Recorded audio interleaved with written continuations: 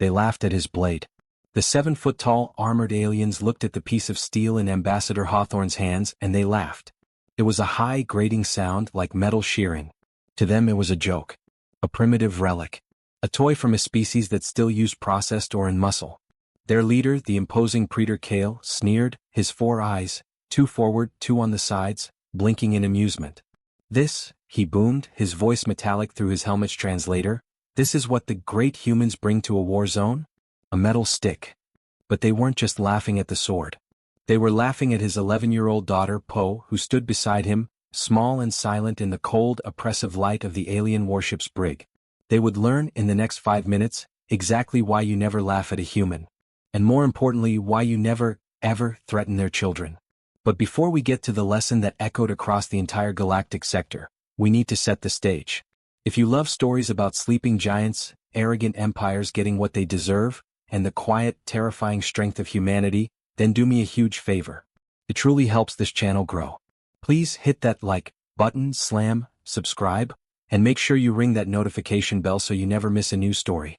Your support helps me bring these stories to more people, and I am so grateful for every one of you. I would love to know where you're watching from. Drop your city, your state, or your country in the comments below. It's amazing to see how far these stories travel. Also, let me know what kind of stories you want to hear next.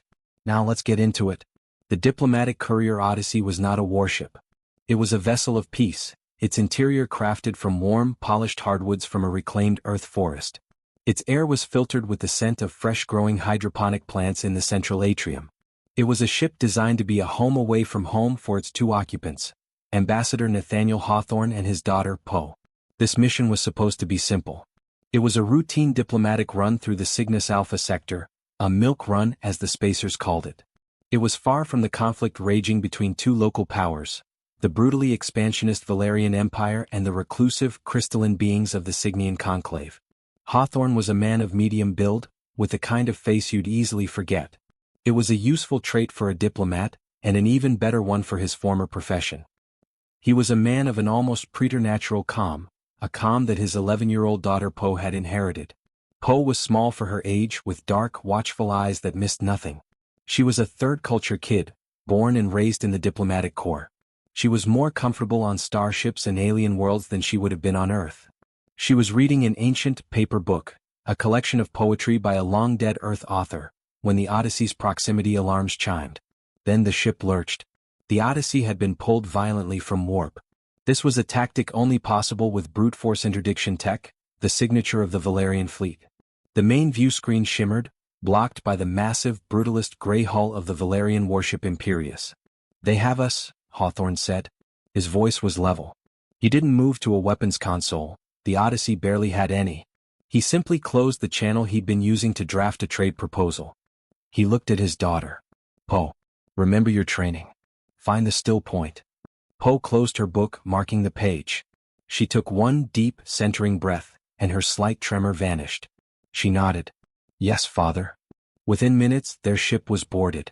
The Odyssey's elegant entry port was seared open, and the air filled with the smell of ozone and hot metal.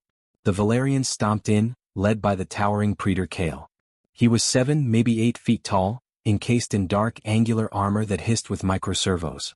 His legionaries, all of the same intimidating build, fanned out.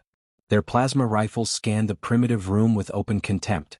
"A human ambassador," Kale boomed. His voice was a processed sneer. How quaint. The Great Solterra Alliance, reduced to sending its couriers through a declared war zone. "You are accused of spying for the Cygnian Conclave." "Praetor Kale," Hawthorne said, his voice still calm, respectful. "We are on a registered, neutral diplomatic route. We have no part in your conflict. This is a severe violation of the Galactic Compact." "The Compact is a piece of paper for weaklings," Kale retorted. He stepped forward, looming over Hawthorne. "Strength determines routes. And I see no strength here." His eyes scanned the room, landing on a display stand on the wall. On it rested Hawthorne's family blade. It was a long, single-edged sword, its design clearly inspired by ancient Japanese craftsmanship. It was a ceremonial piece, an artifact of his family's history, given to him when he retired from the Aegis program and joined the diplomatic corps. Kale walked over to it. "What is this? A letter opener?" "That is a ceremonial blade, Praetor," Hawthorne said, his voice tightening just a fraction. A piece of my family's history. I would ask that you please do not handle it. Cale laughed. He picked up the gleaming, folded steel blade. History? It's scrap metal. A relic. Your people are children playing with adult tools. You bring this while we wage war with plasma and antimatter. He held it for a moment, then, with a flick of his wrist, he tossed it back onto the display stand. It didn't land cleanly. It clattered, scratching the polished wood of the stand and the blade's own lacquered scabbard. A small, sharp sound. A tiny act of desecration. From the corner, a quiet voice spoke. You shouldn't have done that. Cale's head snapped toward the sound. Poe was watching him, her small face unreadable. Cale chuckled. What? The child speaks. And what will you do, little one? Sing me a song? Recite me one of your primitive poems? Hawthorne put a hand on Poe's shoulder. The Praetor is our guest, Poe. We must show him courtesy. Cale saw this as the ultimate weakness. Your ship is impounded. You are my prisoners. We will transfer to my flagship, the Imperius, and I will find out what you were really doing in Valerian space. Legionary Varus, secure the prisoners. And bring the blade. It can serve as a paperweight on my desk. The transfer was humiliating. They were marched in magnetic cuffs across a cold, vibrating docking tube, the Odyssey, their home, receding behind them. The Imperius was the exact opposite of their ship. The air was cold, recycled, thick with the smell of ozone and machine oil. The walls were bare, gunmetal gray, lit by harsh, flickering fluorescent panels. They were brought to a holding room. It was not quite a cell, but certainly not a guest's quarter. It was a gray box. A table was bolted to the floor. Cale and two guards, including the enormous Varus, entered. Varus was carrying a metal crate, which he dropped on the floor with a crash. He kicked it open. Inside, among their confiscated personal items, was the blade just thrown in with the rest. Cale sat, clasping his thick, three-fingered hands on the table. Now, let us begin. Tell me of the Signian weapon movements. Your neutrality is a lie, and I will have the truth. Hawthorne sat opposite him, his back straight. I am Ambassador Nathaniel Hawthorne of the Solterra Alliance. We are neutral in this conflict. I have no information for you. Your credentials are worthless, Cale sneered. Your weakness disgusts me. He gestured to the open crate. Like this relic, this toy. That was the second time he had called it that. Poe, who had been standing silently by the wall, took a single step forward. It's not a relic. Cale's four eyes all focused on her. He was amused. This was a diversion. Oh, the little bird sings again. Enlighten me, child. What is it then? Poe's voice was as clear and cold as the room. You see it as a piece of metal. A simple tool. But it's a promise. It represents the still point. A moment of perfect balance. The place where thought and action become one. Where there is no past, no future. Only the now. Cale actually laughed. It was a harsh, barking sound. Philosophy. You will fight us with philosophy? Your species is even more pathetic than I imagined. Poe's eyes didn't waver. May I demonstrate? A cultural exchange. Cale looked from the small girl to her impassive father. You let your child fight your battles, Ambassador? This is your human strength? Hawthorne's voice was soft. She is asking to share her culture. It is a simple request. Unless, are you afraid of an 11-year-old girl, Praetor? Cale's amusement vanished, replaced by a dark flush on his gray skin. The implication of fear was a grave insult to a Valerian. Afraid? Of this? Ridiculous. Varus. The mountain of a guard, Varus, snapped to attention. Indulge the child, Cale commanded. Set your sidearm to its lowest training stun. We would not want to break her. Varus grinned, his sharp teeth showing. He unholstered his heavy plasma pistol. It was a massive, brutal-looking weapon. He held it loosely, bored. Come, little human. Show me your still point. Hawthorne nodded just once to his daughter. Poe walked to the crate. She reached in and drew the blade, scabbard and all. The weapon was almost as tall as she was. She held it in a two-handed ready stance, the scabbard still on. She didn't look at the weapon. She looked at Varus. Legionary Varus, she asked, her voice quiet. Have you ever truly felt alive in a single, perfect moment? Varus just grunted. What? And then Poe moved. It wasn't a fight. A fight implies an exchange. This was a lesson. Varus, bored and arrogant, raised his plasma pistol. He was trained for war, for overwhelming force. He saw a target, a small, soft, unarmored human child. He aimed for her center of mass, intending to give her a light, tap of energy that would sting and make her cry. But the child wasn't there.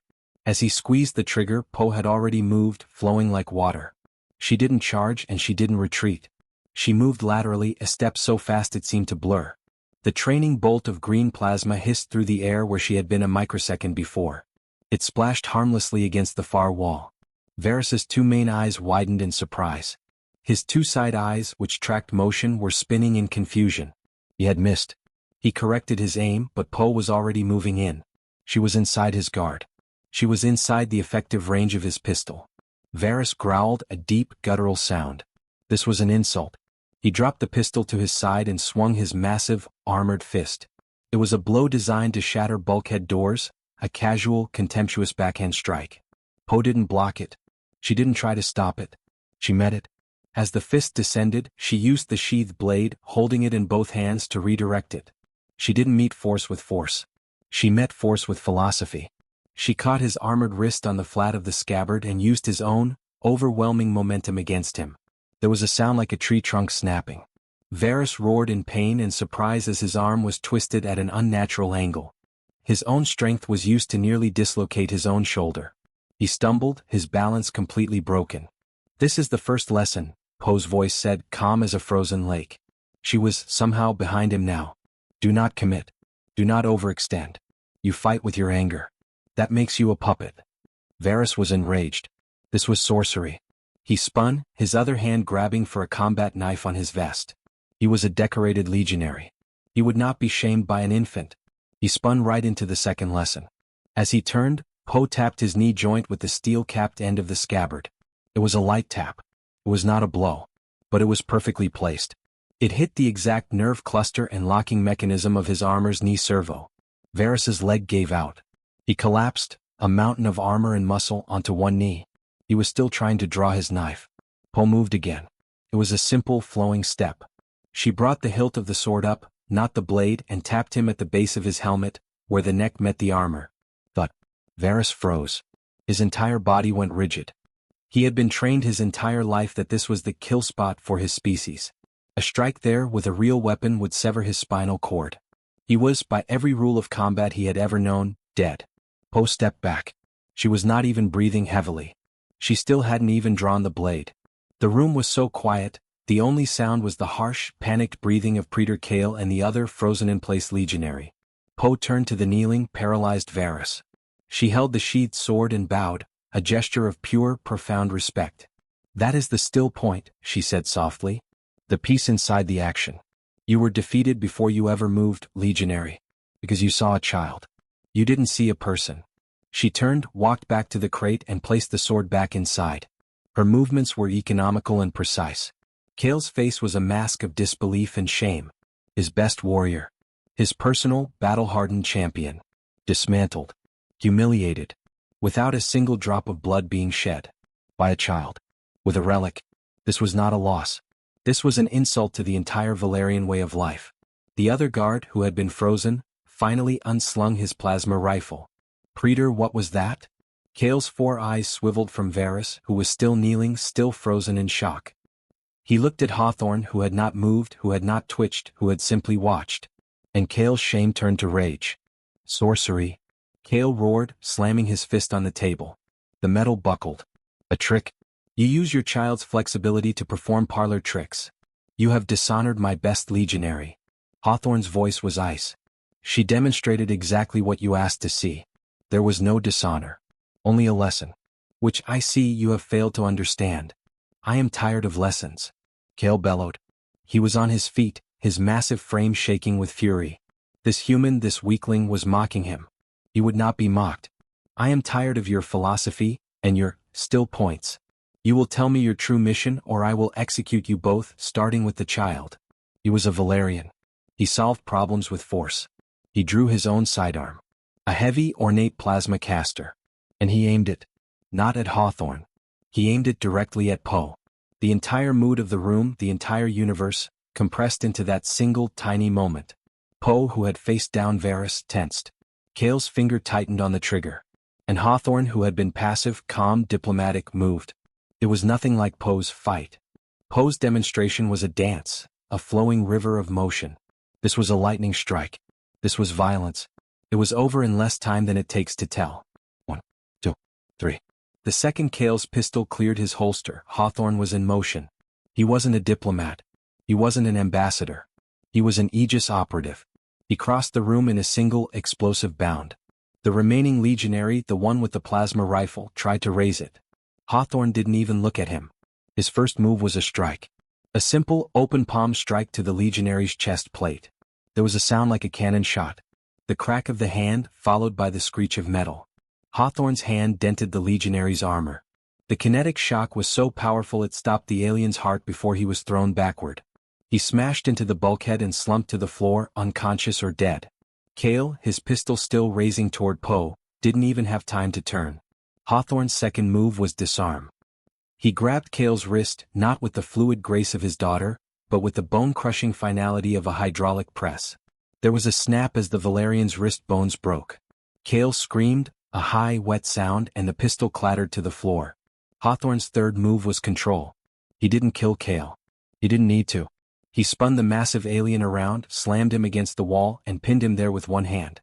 His arm was pressed against the Praetor's throat. It took maybe 1.7 seconds.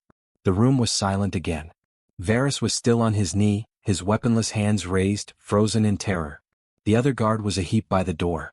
Kale was gasping, his 4 eyes wide with a new, primal fear. Hawthorne, his face an inch from the Praetor's, let his voice drop to a whisper. But this whisper was louder than Kale's roar. It was the sound of the void between stars. I am Ambassador Nathaniel Hawthorne. That is my title. My name is not important. But my last job was Aegis Operative 1st Division. The wall that. He pressed Kale harder against the wall. The alien's feet lifted off the floor. You have, in the last 30 seconds, violated 17 articles of the Galactic Compact. You have seized a neutral vessel. You have taken a diplomat hostage. And Hawthorne's eyes, the eyes of a forgettable human, were now the most terrifying thing Kale had ever seen. They were not angry. They were not hot. They were cold. They were the eyes of a man calculating the precise, most efficient way to end a life. You aimed a weapon at my daughter. Kale gurgled, trying to speak. You animal. Kale choked out. You broke the rules. Yes, Hawthorne whispered. You see, Praetor, you made a mistake. You thought the blade was the weapon. You thought I was the diplomat. You didn't understand. The philosophy Poe showed you, the still point, is not about peace. It's about how we, a species of primitive apes, learn to control the monster inside us. How to chain the beast. How to put the sleeping giant to bed.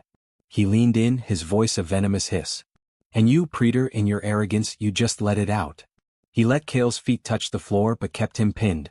His other hand, the one that wasn't holding a 2-ton alien against a wall, was at his belt. It had been there, subtly, since they were first brought on board. While Kale was monologuing, Hawthorne had been tapping his belt buckle. Tap, tap, tap, tap, tap, tap. A coded, high-frequency, subspace distress signal. An Aegis beacon. One that didn't just call for help. It called for extermination. The rules? Hawthorne said, a small, terrible smile on his face. Yes, I broke them. You broke mine. And as if on cue, the entire, massive Imperius shook. It wasn't a small shudder. It was a massive, bone-jarring, gravity plate-failing lurch as something colossally large and powerful tore the Imperius out of warp. Alarms blared. Red lights bathed the room. Kale's 4 eyes went wide with real terror now. What is that? The Signians? No, Hawthorne said, finally releasing him. Kale slumped to the floor, clutching his broken wrist. Not the Signians. They're not here. A new voice filled the room. It was not from the ship's intercom. It was everywhere. A cold, electronic, crystalline voice that vibrated in their very bones. Valerian warship Imperius. You are in violation of Signian Terra Alliance Treaty, Article 4. You are harboring an architect non-combatant against her will. Cease all hostilities. Power down your weapons or be deconstructed. Praetor Kale scrambled to his feet, his broken wrist forgotten. He stared wildly at the ceiling. Architect? What is an architect? What is this madness? The Imperius screamed. It was a high-pitched sound of tearing metal. The ship was hit again, this time by what felt like a gravity wave. The lights didn't just flicker. They died, plunging the room into darkness. It was lit only by the red, strobing emergency lights. Kale fumbled for his personal comms. Bridge. Report. Who is attacking us? Is it the conclave? The comms crackled. A terrified voice screamed back. Sir. It's nothing. The ship is coming apart. There's a fleet, but it's not Cygnian. The energy signatures are unknown. Oh gods. The line went to static. The door to the holding room, the one made of 2-inch thick reinforced steel, began to glow. It turned cherry red, then white. Then it didn't so much open as it dissolved. The metal melted, running like water onto the floor. Standing in the now open frame were not humans. They were not Valerians. They were Cygnians. 2 of them. They were 9-foot-tall, slender, crystalline beings that seemed to be made of pure, white light and cut diamond. They didn't walk. They floated. Their faces were just smooth, multifaceted crystal. They floated into the room. The air temperature dropped 20 degrees. They didn't look at Kale. They didn't look at the guards on the floor. They glided past the cowering Praetor, came to a stop in front of Hawthorne and Poe, and they bowed. It was a deep, respectful, almost reverent gesture. Their crystalline bodies bent in a way that should have been impossible. One of them spoke. Its voice was the same one that had filled the ship. Ambassador Hawthorne. Little Architect Poe. We apologize for the delay. Your still point beacon was received and processed. The Valerian vessel is contained. Kale, his arrogance shattered, his entire worldview collapsing, could only babble. Architect. Why do you call them architects? They are humans. A new race. Primitive. Weak. The taller of the 2 Cygnians, the one who had spoken, turned its head. It was a slow, deliberate, terrifying motion. The light from its eyes, a single intense blue point deep within the crystal, was blinding. We have known of your species for 5,000 of your years, Valerian, the Cygnian's voice echoed. We studied you. We found you predictable. Loud. Brute force. You build with stone. The Cygnian turned and gestured with a hand made of light at Hawthorne and Poe. We have known them for 75 of your years. And in that time they have surpassed us. We, the Cygnian conclave, are the oldest species in this sector. We build. It is what we do. But the humans? The Cygnian's voice, filled with an emotion Kale had never heard from the cold, logical race, sounded like awe.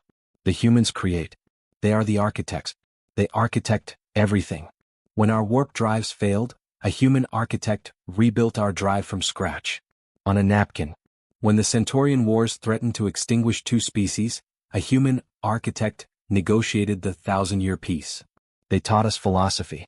They taught us new mathematics. We are terrified of them. Kale's blood ran cold. Them? The Cygnians feared the humans? The Cygnian leader glided closer to Kale, who was now pressed against the wall, the same wall Hawthorne had pinned him to. The humans are this sleeping giant of the galaxy, Valerian. They are fractured. They fight themselves. It is their way. We do not understand them. But we know them. And we know their one non-negotiable, sacred law. A law so absolute, so primal, that we adopted it as our own. What? Kale whispered, his voice trembling. What law? The Cygnian's head tilted. Its light hand pointed, not at Kale but at the plasma pistol on the floor. The one Kale had aimed at Poe. You do not harm the small architects. You do not touch the children. The Cygnian's voice changed.